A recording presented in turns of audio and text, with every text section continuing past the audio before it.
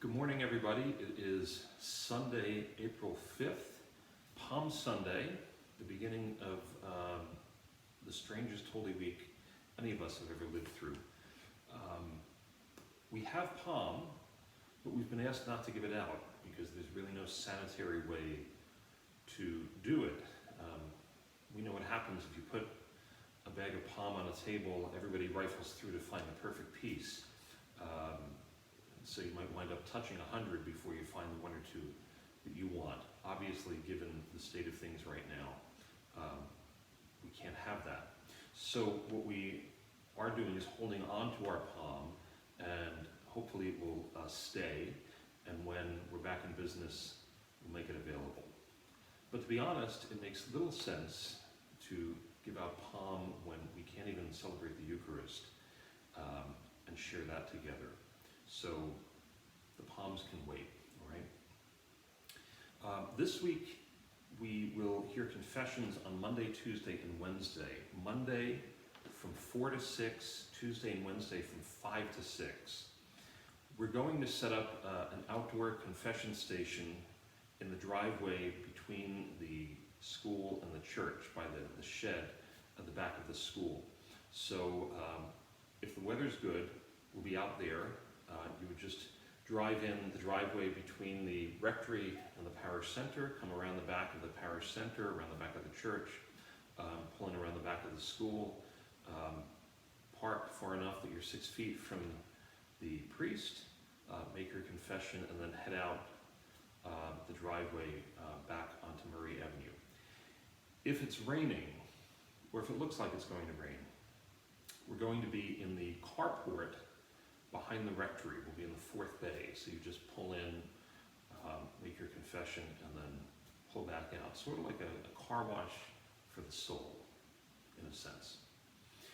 I posted on Facebook and sent by Flocknote the other day the schedule of services we're going to follow for the Triduum. Father Jacona, Father Anthony, Father Trevor, and I will pray those together. We're going to be joined by Father John Benici from St. Columba. Obviously, we can't open that to everyone, but I would encourage you, as we're in the church praying, to pray at home at the same time. So on Thursday, we're going to celebrate the Mass of the Lord's Supper at 5 o'clock, and so the church will close at 3 o'clock that day. On Friday, we're going to celebrate the Liturgy of the Lord's Passion at 3 p.m., and so the church will close at 1. And on Saturday, we're going to celebrate the Easter Vigil at 8 p.m., and so the church that day will close at 6 p.m. My hope is, technology willing and cooperating, on Easter Sunday morning to record a Mass here in the chapel early, and then to make that available on YouTube and on the Facebook page for anyone who would like to participate that way later in the day. This week we will also live stream the Rosary on Monday, Wednesday, and Saturday, on Holy Saturday at 7 p.m. And on Friday, Good Friday, we'll live stream the Stations of the Cross at 6:30.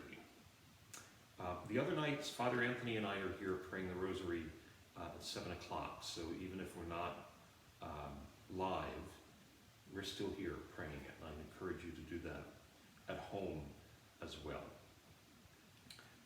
Other than that, everything else right now is status quo. The church continues to remain open for as long as we can do that.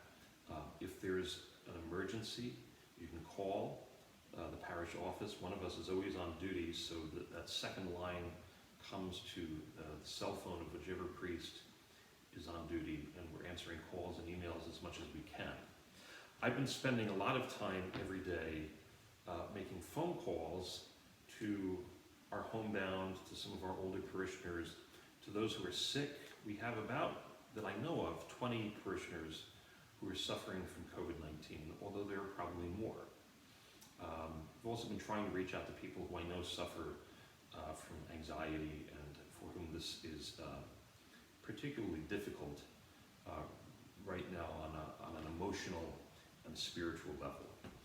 And that, interestingly enough, could take up 3, 4, sometimes 5 hours a day. So it's a real joy to be able to talk to people. I wish we could talk more in person, but right now we do what we can. I received an email from a parishioner the other night who suggested, and absolutely rightly, that somehow God is at work here in this pandemic. Not that he wills it. The pandemic is clearly the work of Satan, but God's hand is at work in all things. Where is that right now? We'll have time later to be able to distill that and to discern that. Right now, our prayers should be focused on those who are suffering, on the doctors, the nurses, the EMTs who are on the front lines, on our government officials who each day are faced with making difficult decisions, probably with a lot of conflicting information that they have to process very quickly. We pray for all of those who have lost their jobs, who have lost their livelihoods, either temporarily or permanently.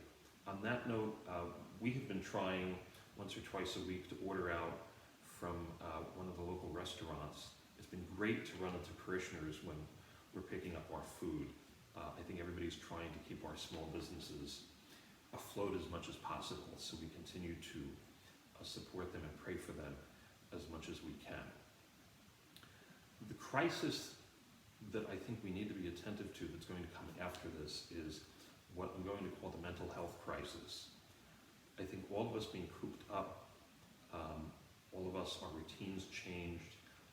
For some people, that has been very difficult to deal with, and I think at the end of this, if not right now, there's going to be a real need for services like the Parish Counseling Network, which is administered by Catholic Charities locally. If you or someone you know is in need of the PCN, the Counseling Network, please call me, call Father Jacona. The PCN is still up and running. They're working remotely now, telemedicine in a sense, but they are still taking referrals, and that's all it takes is a referral from a priest or a deacon. So you could call one of us and we would be happy to make that connection. In the meantime, let's continue to pray for each other, to pray for all of the needs I mentioned a moment ago, to look out for each other. If you know of someone whom I should be reaching out to who really is in need right now, please don't hesitate to reach out. I'm trying to do that. It's somewhat a challenge to keep up with everybody, but we're doing the best we can, okay? In the meantime, stay well, stay healthy, stay home as much as possible. God bless you.